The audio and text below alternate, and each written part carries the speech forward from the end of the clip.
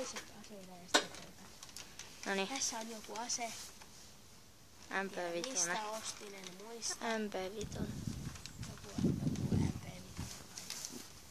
Ja se on Airsoft-netistä. Sitten tässä on pumppuhaulikko. Tavallinen. On laittanut klippiä. Missä lipas mahtuu joku 30 tonnia. Ja sitten uusi ase. Thompson. Sähkötoiminen. Libergun Pro Airsoftista. 90 € oli tarjouksessa. Laittanut klipin. Särteli ja semi. Siitä tuli 2 lipasta, mutta ei käytä. Sitten rumpulipas. Ja ihan hyvin meni.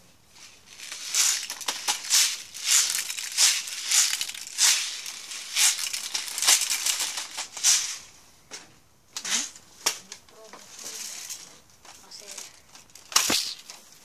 Pitää tietää.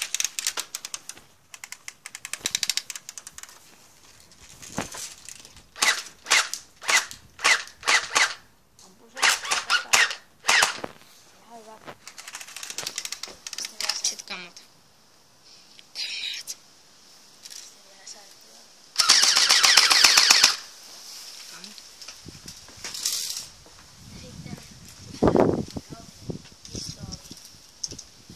14.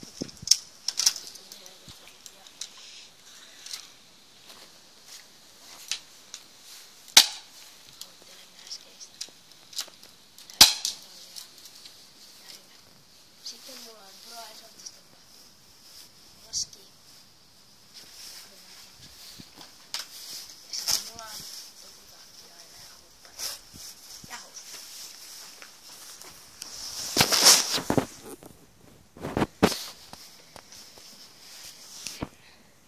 No. Sitten nyt minun pistoolinen. Uusin aseeni, pisto. GVC:n tämmönen rautapistooli. Maksaa 30. Grippi laitettu. 12 kutia mahtuu. Hassumpi. Ampuu ihan hyvin.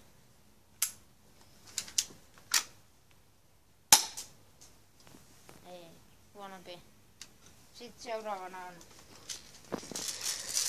tämmönen MR16 Airsoft-netistä ostettu. Elikkä Turusta. Jousi toiminen ase. Ja nyt lippaassa kuteja. Ja nyt kun näytän.